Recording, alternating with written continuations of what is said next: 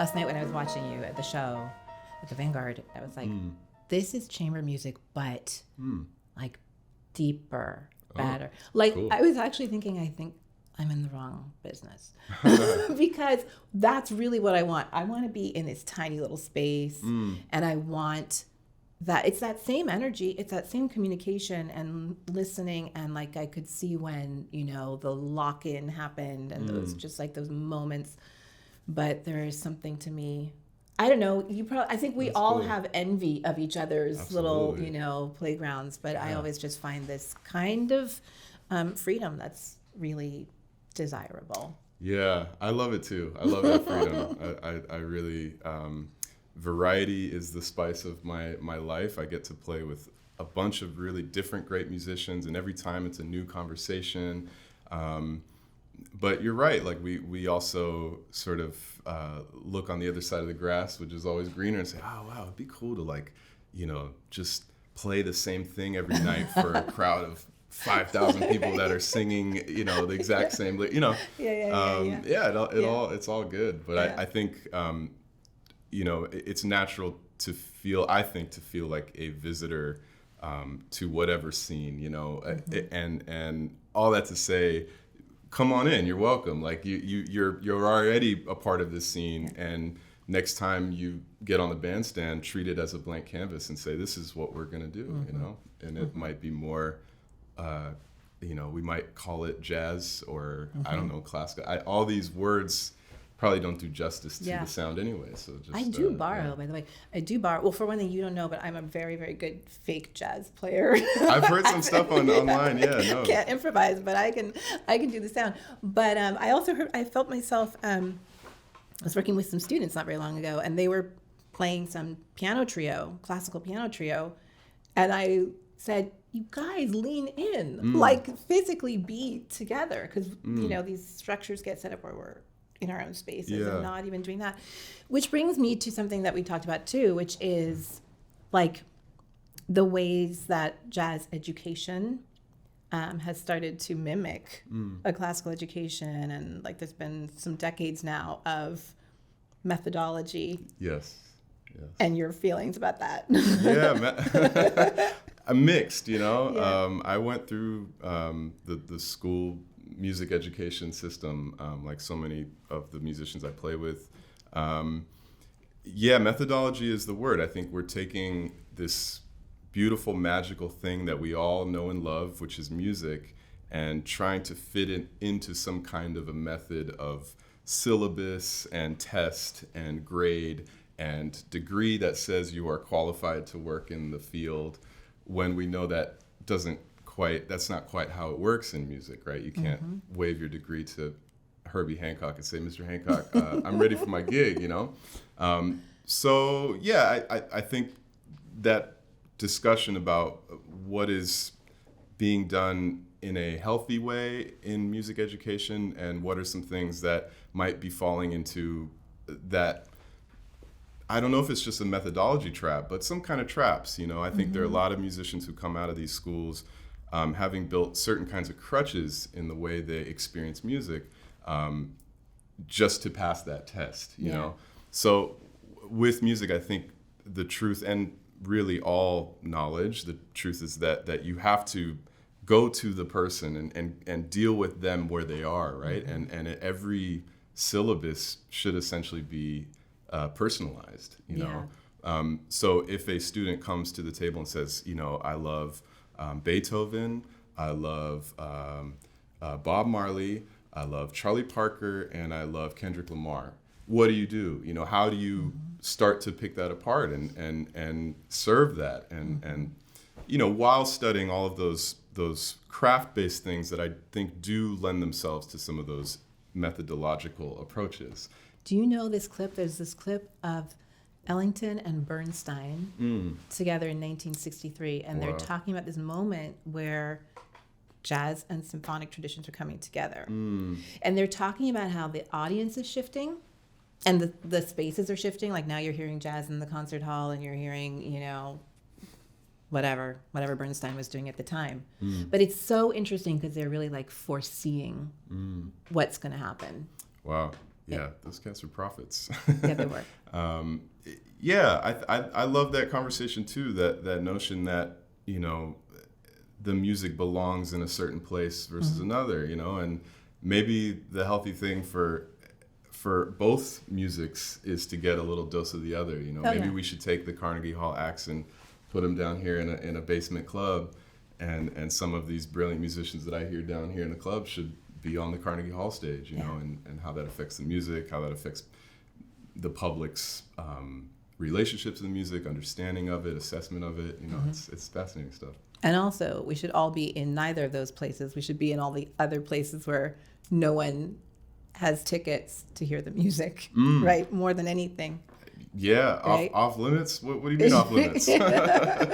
I was speaking recently with someone in the classical presenting field, and he was talking about commissioning.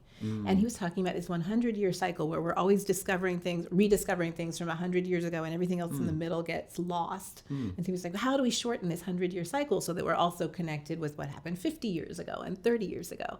And I thought, yeah, okay, well, in a tradition that goes back 300, 400 years, I get that. That's 100 years. That seems like a healthy chunk. But actually, so if jazz is actually 100-year cycle, then it means that what you're rediscovering has got to be shorter. Did that make any sense? That was yeah, no, I hear that. On the 100-year cycle, I think you're right. You can't argue that. For me, like when I'm checking out the music and where it was to where it is, you can do it in decades too. So yeah, it's true. It's only been 100 years. And yet there's so much in there you could spend a lifetime. I mean, you could spend a lifetime just trying to figure out how to play a blues or rhythm changes. Like it's really, it is never ending. Yeah. So I love that. And if we open ourselves to that great Duke Ellington adage that there really only is good and bad music, keep going. Maybe then it actually is more than 100 years. Exactly. Maybe if we're just connecting the dots between a kind of an essence of expression, maybe blues is the intelligent like root of it, but go further, go back to Africa, go back to Pangea, it's endless. So. It's endless. Yeah.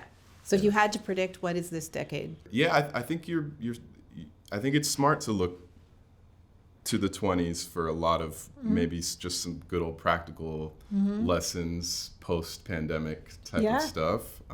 So I'm an older millennial, and I think maybe the mission of my generation might be to be a glue from the before internet times to the post, right? That we can maybe help say to the new generation, yes, go like manifest the vision of peace that we all want, but don't forget about these values. Don't forget to look at what is lost when we decide to do things this way versus the way they've been done. So I guess that's the mission. I thought it was super interesting. Samara Joy was on the show. Yes. And here's this girl who's 23 who's doing old school standards. And I mean, the way you just described it, that's really well said. I mean, it's the glue. She's also like using that space, but her fans are so young that this 100-year cycle means nothing to them, and they hear this music as new. And something that I talked about with her, what does it mean to sing a song from the 1920s with lyrics from the 1920s and like a whole envelope, but without the baggage, without the constraints, the racial and cultural constraints of the 1920s. What does it mean to step into this music, with kind of the air to breathe that we have now? Yeah. That's a lot as well. Yeah, it is. It's a lot. And I think that's where when I'm just the piano player, I get back to the craft. I sort of get back to work. I put my head down and I just try to get back to serving the music. Because I definitely acknowledge that this conversation about the narrative of where we are as a society and how that's reflected in our art is valid and is present in the music.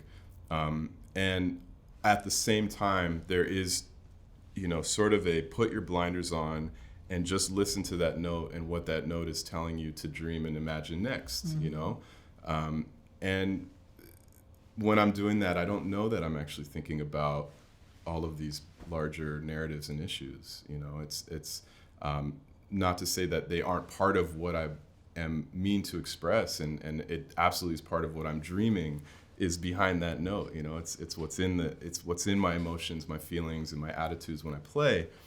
But yeah, sometimes it's just like this is a note and it wants another one. I'm gonna find it. You know, it could be that simple.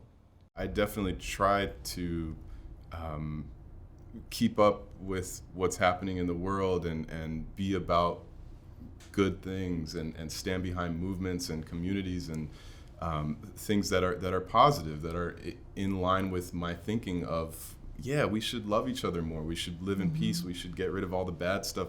We should, you know, if there's an injustice, let's try to make it just, you know? And at the same time, you know, I think day to day, your experience is I go into an elevator and here are these 4 people, and my gig, again, is living harmoniously in this elevator with these 4 people. Yeah. And that's your own political protest in that moment, you know, that if you're writing a song, you just play a song in the moment, that's your political protest in that moment. And to be cool with that, you know, I don't know, I think that finding a way to make it personal is there's something there. There's some kind of, might be a goal. I feel like Ellington had a quote about that too. I feel like he had quotes about everything. He's a great thinker. I love the quote about the bags under his eyes. He's, you know, some interviewer asks him about, well, you know, you're famous for the bags under your eyes. He says, oh, these are my virtues. Don't make fun of my virtues. I worked hard for these. So it's really charming. So here's another quote I want to throw at you. This is from a poem by Rita Dove, and I'm loving the idea of closing these conversations with this quote, because I think there's something that we're experiencing that's about like something new. So this is from her poem Testimonial, and it goes like this. Back when everything was still to come, luck leaked out everywhere. I gave my promise to the world, and the world followed me here. Beautiful. Yeah.